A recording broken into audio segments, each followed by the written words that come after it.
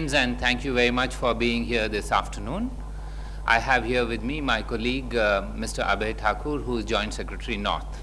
And I'm certain you would have realized why he is here, as we will be focusing our attention today on areas relating to his scope of work. I have one announcement to make. I will focus on that. Any of you would want to ask questions on that, we'd be willing to answer. Subsequent to that, in case any of you would like to have questions on anything else, please feel free to ask and we will try and answer those too. So those are the normal ground rules. Those are the normal ground rules and we'll abide by them. The announcement that I have to make relates to, yes, a forthcoming visit, signaling the resolve of the new government of India to engage with Nepal at the highest possible level. Prime Minister Shri Narendra Modi will be traveling to Kathmandu on the 3rd and 4th of August. This is the first prime ministerial visit from India to Nepal in 17 years.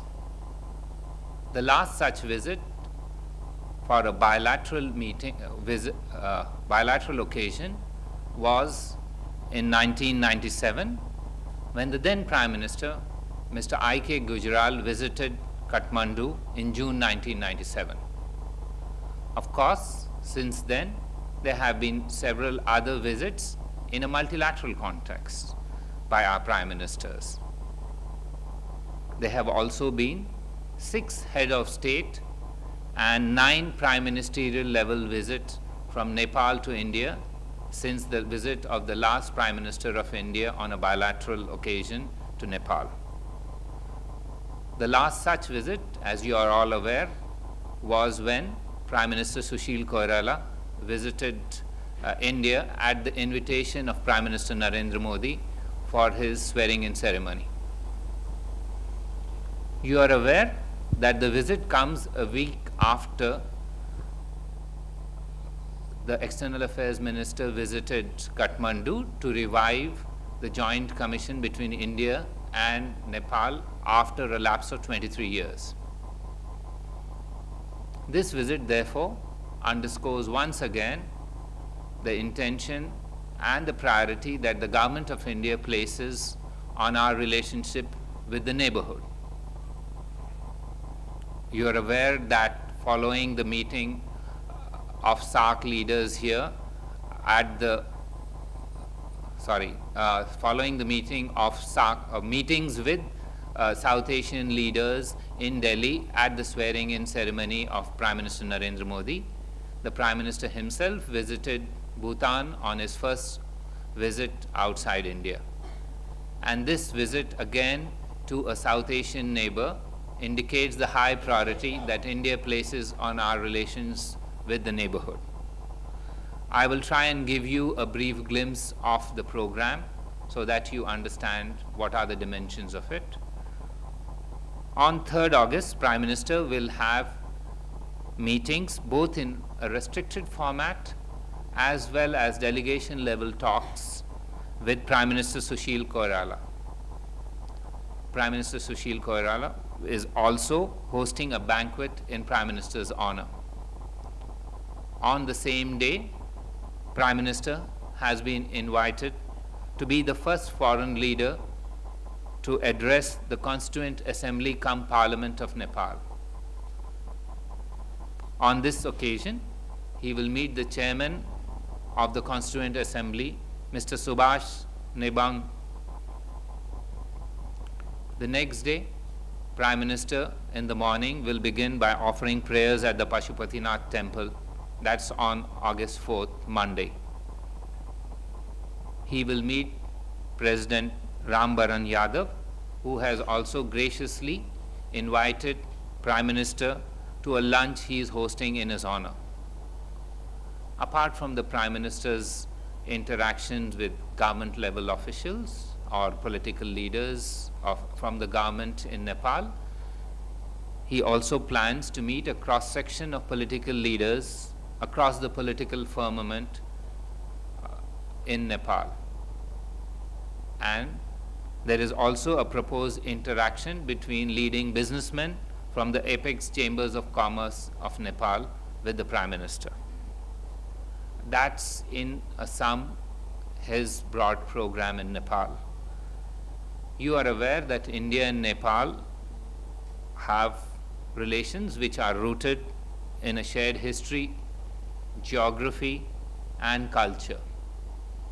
Our consistent effort has been to further strengthen these close relationships at all levels in the field of trade and commerce, investment, including hydropower cooperation, enhanced border connectivity, defense and security, including training and joint exercises, culture, tourism, and education.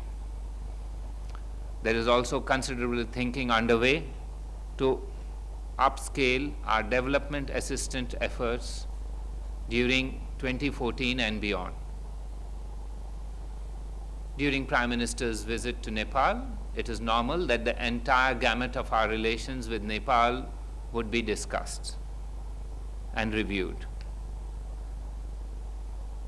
This signals India's intention at the highest level to extend its wholehearted support for a democratic, stable, peaceful, and prosperous Nepal. That's all that I have to offer in terms of opening remarks. If you would like to ask any questions on any aspect of the Prime Minister's visit, we'll be willing to answer that. Yes, Mr. Venkat Narayan? You know, when the External Affairs Minister went to Kathmandu, it was agreed that we will review the Indo-Nepal Friendship Treaty and we're going to set up an experts committee, and the final decision will be taken in 2 years or something. You were there too. What exactly is the scene on that, Akbar? I think you've got two separate issues confused. As regards the Indo-Nepal treaty, if you look at the press statement that we put out, it was said that both sides reiterated. So what we agreed to was something that has also been agreed to in the past. And the intention is that if there are some issues any of our sides would like to raise, they're welcome to raise at the Foreign Secretary's level, and these will be addressed. We now await any requests on this and any discussions on that.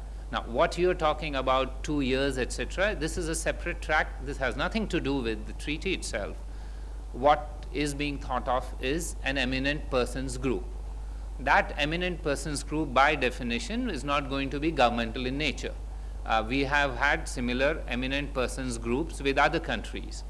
Those eminent persons will sit down, look at the history of Indo-Nepal relations and its future, and suggest various recommendations which the governments of the two countries will then consider. But we are some way for that, because what has now been agreed is only to set it up. However, we have to nominate members of this, and this is still a work in process. Yes, sir. Abhi, mic line. Nepal में क्या मायावती नेता प्रचंड से नहीं मिलेंगे? प्रचंड से? प्रचंड? हाँ, बिल्कुल मिलेंगे, क्यों नहीं? क्योंकि अभी जब विदेश मंत्री गई थी, उन्होंने भी मिला था। लीडर ऑफ द ऑपोजिशन एक अहम रैंक होता है हर जगह, और यहाँ पर भी मिलेंगे, जहाँ जैसे विदेश मंत्री ने मिला था, लेकिन वो लीडर ऑफ द ऑपोजिशन नहीं, बट उनकी पार्टी के लोगों के साथ मिलेंगे। और मैं आपको बता देता हूँ कि कौन से पार्टी, मेरे मित्र मिस्टर अभय ठाकुर बताएंगे कौन से पार्टी से वो मिलने वाले हैं। जी, वहाँ 4 लीडिंग पॉलिटिकल फैक्शंस हैं। UCP-NM, जिसके लीडर हैं प्रचंड, जो लीडर ऑफ द ऑपोजिशन भी हैं। UML के नेता हैं KP ओली, और मधेसी मोर्चा, उनके साथ एक ग्रुप में मुलाकात होगी। और साथ ही हम नेपाली कांग्रेस अगर अलग से मिलना चाहेगी तो उस पर भी हम ज़रूर ध्यान देंगे।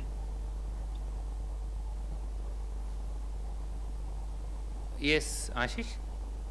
Sir, there are reports in Nepali media about 50 odd pujaris, those who would conduct the ritual, the offering of pears at the Pashupati Nath temple. Can you please tell us what kind of this thing is going to be, and are you going to allow the visual media to, you know, cover it, please? We don't or don't allow anybody. There is a Pashupati Nath Development Authority that handles all activities related to that. As regards other reports, maybe I can ask my colleague to amplify if there are any that we know of. But allowing or disallowing is the prerogative of the host, not for any of us to take that decision, certainly.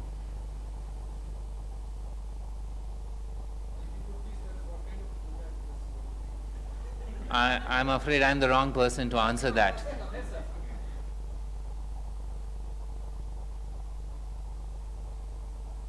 All I can say now is ये तो श्रावण का सोमवार है, बहुत ही it is a very auspicious holy day और वो हिंदू पंचांग के हिसाब से सेलेक्ट किया गया है, तो जो भी उस पूजा और दर्शन में ज़रूरी होगा वो किया जाएगा. Look, the details are best known by those who are organizing it, and it's best left to them rather than we announce any of those elements. Yes, sir.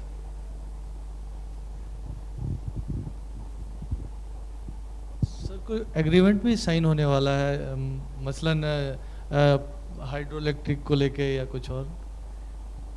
Good try. आपको पता है मैं कभी एग्रीमेंट्स एडवांस में announce नहीं करता हूँ, लेकिन आपने कोशिश की. Thank you. Yes Santosh. Sir, Nepal की नदियों की वजह से उत्तर बिहार में हर साल बाढ़ आती है, तो क्या उस बारे में भी कोई बातचीत प्रस्तावित है?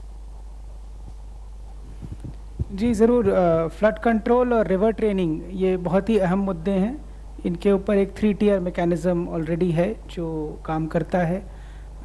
हम 200 करोड़ से ज़्यादा का सहायता दे चुके हैं नेपाल को एम्बैंकमेंट कंस्ट्रक्शन और फ्लड और रिवर ट्रेनिंग के ऊपर. हम ये भी चाह रहे हैं कि there should be some exchange of real time information of various river levels with satellite data so that because right now the collection of river data in Nepal is not very comprehensive. We are ready to extend greater assistance so that we have the flood control data in real time and can take even more timely action than hitherto. Our assistance on embankment construction is ongoing. Anyone else on this issue? If there are no questions on this, then I'm ready to answer questions on anything else. Yes, yes, sir. Yes, sir.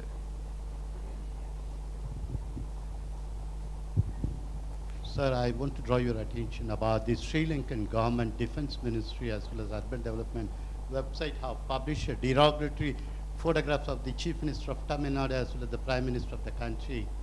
Would you like to, how do you react to that? Before you drew my attention to it, we were already aware of it.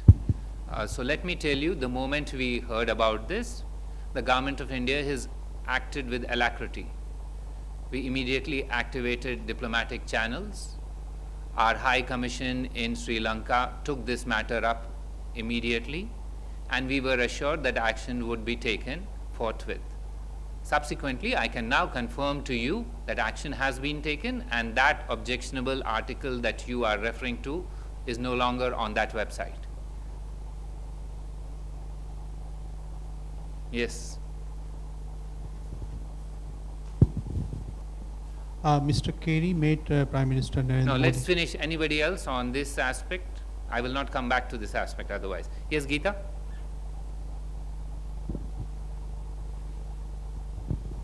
The Chief Minister has written to Prime Minister Narendra Modi saying that Sri Lanka should apologize. Will that also be taken up with the Sri Lankan authorities seeking an apology?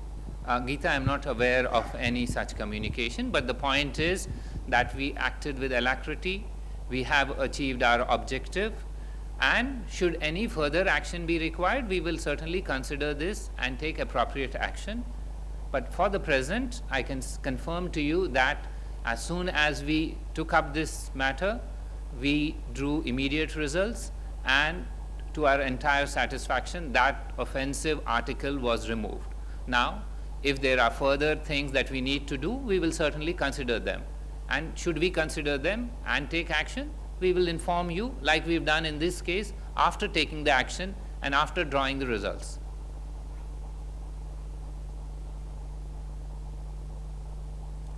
If not, yes. Secretary of State Kerry made Prime Minister Modi. Can you give us what transpired between the two, what Modi expected and what Kerry told? I think what transpired between Prime Minister and Secretary of State Kerry is available for the last 2.5 hours in the public domain. I would suggest that you have a look at the detailed press release provided on that.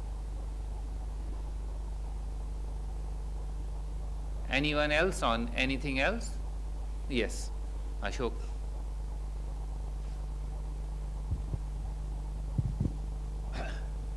This is Akbar, about the unscheduled meeting of Kerry with the PM.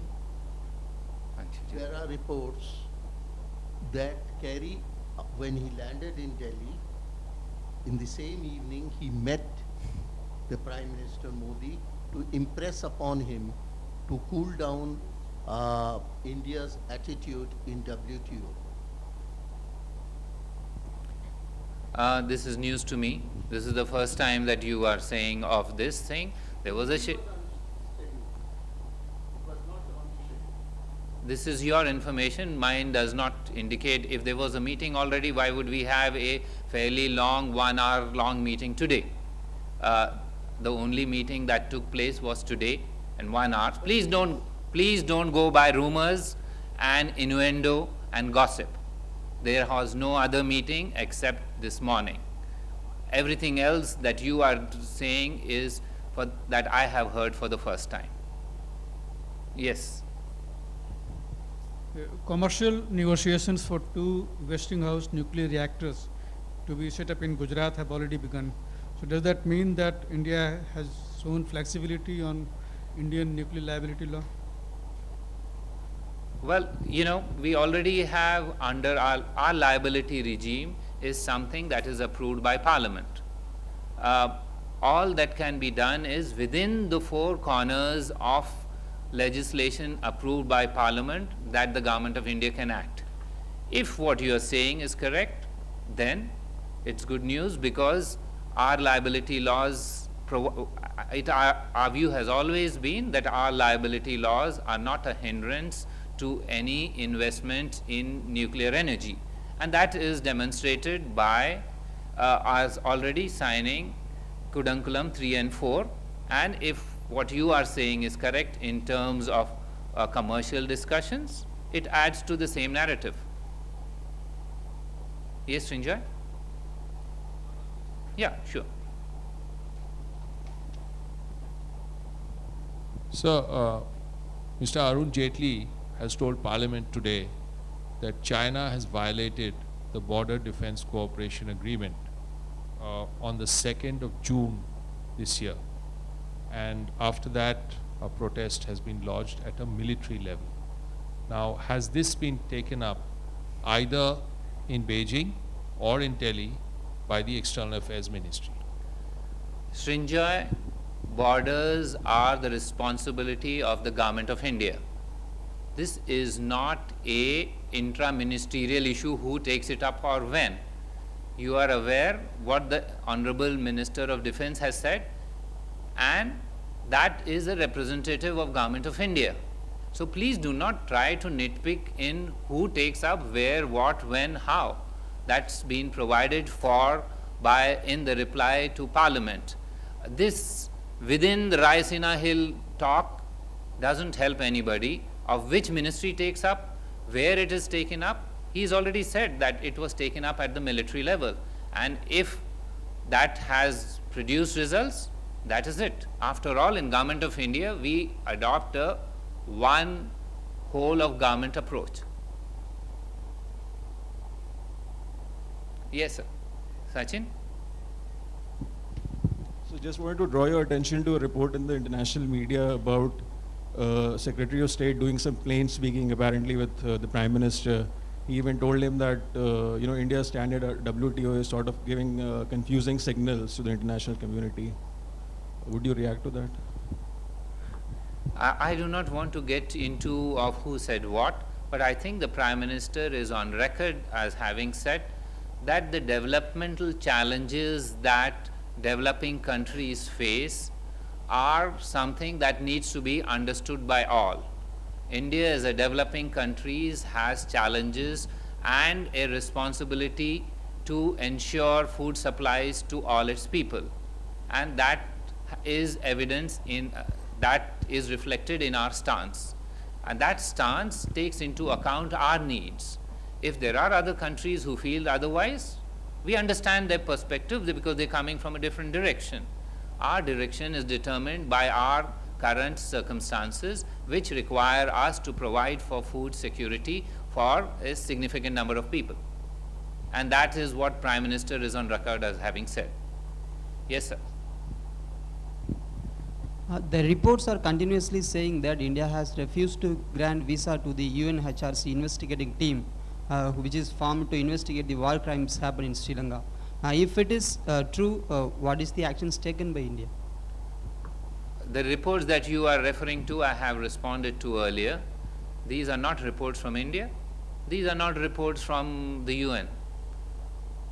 So I will not comment on reports which are neither from India, which is the host for any such request, or from the UN, which would ask for such a request. Number one. Number two, by way of background, let me tell you, all diplomats act like other government officials on the basis of precedents. There are precedents in this context. Number two, you are aware of our approach on the entire issue of that resolution and when this was discussed in March. Our approach was the following. We abstained on that resolution, but we voted against the paragraph which constituted a commission of inquiry. Keeping all these in mind, we will take a decision should we be approached on specific requests of individuals for a visit to India in the context of that resolution. Yes, sir. Just wait for the mic. Sir, what is the updation on Libya matter? How 58 nurses are started the journey or what? Yes, not 50, but 58 nurses are right now as we speak. They have reached the border post of Ras Jadir. At this time, it's prayer time in Libya. So therefore, they are waiting for the prayer time. It's Friday and prayer time. Once prayer time is over, they will cross over after completion of formalities. Our ambassador in Libya himself is present at that border point. We hope that the nurses will cross over later this afternoon and from there travel to Tunisia, to Tunis. Now Tunis, as you are aware, by road is a fairly long journey. It is likely to take 8 hours. So we hope by late in the night today, all the nurses will be in Tunis. We have made arrangements for them to fly back to their home states. Most of them are from Kerala. I understand that tickets are being booked for them to fly to Cochin. There are others, one from Delhi or a couple from Delhi and a few from Hyderabad. All these 58 nurses will be going to their home destinations.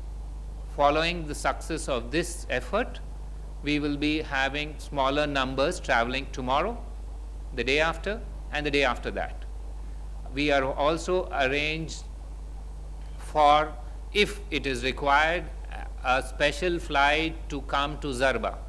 Zarba is about 2 hours from the border between Libya, 2 hours from the border of Libya, but much shorter than Tunisia. The idea is that if we have enough number of people, which means a plane load, who are willing to come, we will fly them out from Zarba, which will obviate the requirement for all of them to travel to Tunis. So we are ready, if the numbers increase, to fly them out from Tunis, from Zerba. We have kept flights ready with clearances being taken should that require. However, if the smaller numbers of 50, 30, etc. continue, we will then have to take them to Tunis and take them out. Right now, our embassy in Tripoli is urging everybody to leave.